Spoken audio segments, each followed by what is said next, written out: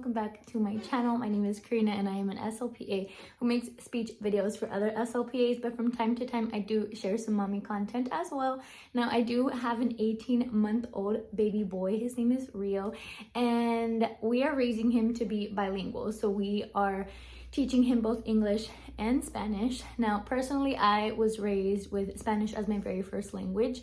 Unfortunately, I do not get to practice it very much. I am a bilingual SLPA, but in the school setting, I don't get to practice it very much. And honestly, at home is where I'm struggling to kind of practice it. I know Spanish very well, I can understand very well, but it's very hard just to remember of some words or to translate in my head. So to this day, we're showing my son both English and Spanish, but me and my boyfriend Nathan do both know Spanish. However, we don't use it on a day-to-day basis. If we do, it's actually for my son. So that's actually why I'm making this video, because I have found it pretty difficult as someone who doesn't, again, get to practice Spanish every single day. I don't speak in Spanish with my family. They do know English, they speak in English, so does my boyfriend's family. So it's not every day that we're having to use Spanish like for work or to communicate with our families or something. So we've kind of lost that skill. So I am here to share some tips as to how we have raised our baby boy so far. Again, he is 18 months old. Now that he is beginning to speak and say some words and starting to put two words together,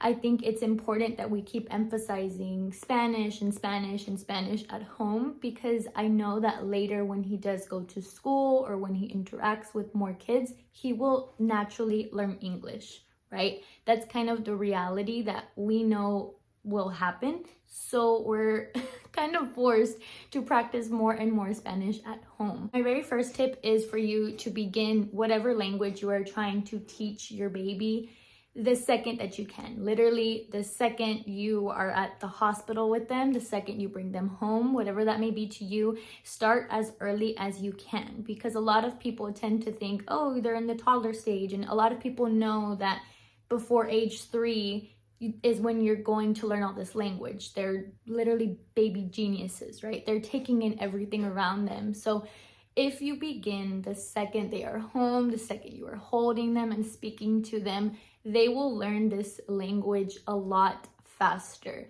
So I'm kind of in that category where I know now that he's 18 months old, I feel this pressure to advance him in Spanish. I'm exposing him in ways that I'm actually going to get into my next tip, which is just exposure, right? In every way possible. You want to expose your child if you can. Both partners, both parents speak in English and Spanish, or English and the other language you're trying to teach, because the more they are exposed to this in their home environment and using it every single day, the more they will learn it and kind of retain it later. It's kind of shown in research that, if both parents are speaking it, then they retain it faster. If it's just one parent speaking in Spanish and the other one speaking in English, they'll still retain it, just not as much. And then if mom and dad are both speaking both languages, then it goes down, basically, if you're not continuously using it all the time. Now that is engraved in my head because, again, I do feel this pressure to really put it onto my son now. However, the exposure part is where I think it comes into play, right? So if it's not just you and your partner doing it every day, like I mentioned, me and my boyfriend don't naturally speak in Spanish. So I use everything to my advantage. I read books to him, and I've done this since he was a newborn. I really knew already as an SLPA how important reading was. So since he's been home, I've been reading just simple books. I show him books about feelings, books about family. We show him pictures and I label everything. I'll label actions and cars in our day-to-day. Just books are so essential. Number 2, if your child is getting already some screen time, if they're watching shows, if they're watching movies, what I've recently been into is on Disney Plus, or on any app, I'm sure, but on Disney Plus specifically, my son has grown up watching a lot of those shows. He likes Mickey Mouse, he likes Coco, he likes Luca, he likes Toy Story. It goes on and on. So on the Disney app, I've actually set it to where I want to hear all of these movies and TV shows in Spanish. So I will do that for my son, and he's not entirely entertained for as long as he would be if it was in English, but he's getting that exposure and he's getting to see these actions that go along with the words. Same with books. I'm showing him these day-to-day things that he's seeing in his real life, and he's seeing that it has a name. This action is being labeled. This truck is being labeled. So those are very essential as well. Songs is another big one. I don't actually know a lot of songs in Spanish. I've learned them now because I hear them, whether it's on YouTube or on our Amazon devices. But when I show this to my son, I actually try to also teach him basic concepts, and that is songs as in head, shoulders, knees, and toes, and I'll do that in Spanish so that he has already heard the English version. Now here's the Spanish version. And then if we're playing and stuff, I'll also reinforce that basic concept, and I'll ask him, where's your nose?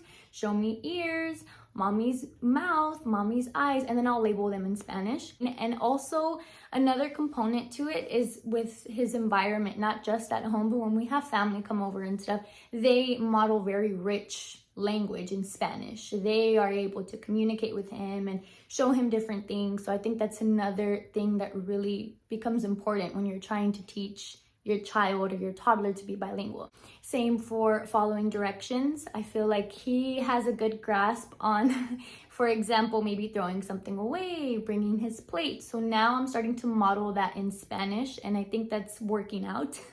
I do have to heavily physically point at something, right? If I'm like, bring me your plate in Spanish, I have to physically point at the plate for him to understand, oh, this is plate.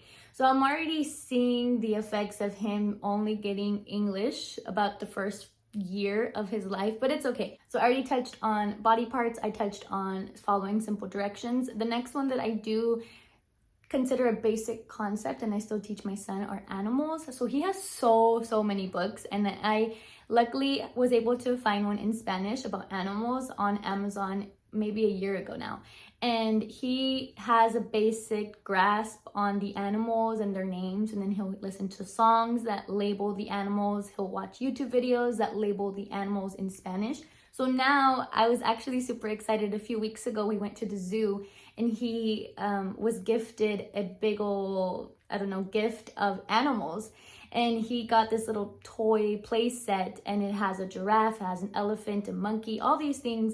And then we have flashcards for them. So sure, he's only 18 months, but I'm able to link, the flashcard with the animal, and then I label it in Spanish, or I'll show him and he finds the card out of the 3 or 4 that I'm giving him. There's just so many things to do, but it's exciting because he's learning basic concepts, what I'm calling it, right? Is the animals, the labeling body parts, and then he's following directions, which to me is like the big foundation. What I said I was going to touch on at the end of the video is actually having grace, giving yourself this space and remembering it's normal to not immediately pick up on English and Spanish or whatever 2 languages you're trying to teach your infant, your toddler, right? This is the years that they're linking everything in their environment with what's going on, and they're kind of trying to make sense of the world. So this is when, sure, they're trying to speak and they're able to say, I want milk, or I want more. They're able to sign in these things, but it's completely normal. Like, it's 2 languages that they're learning, right? We have to give ourselves grace and remember that it is normal to not completely know everything on the first try,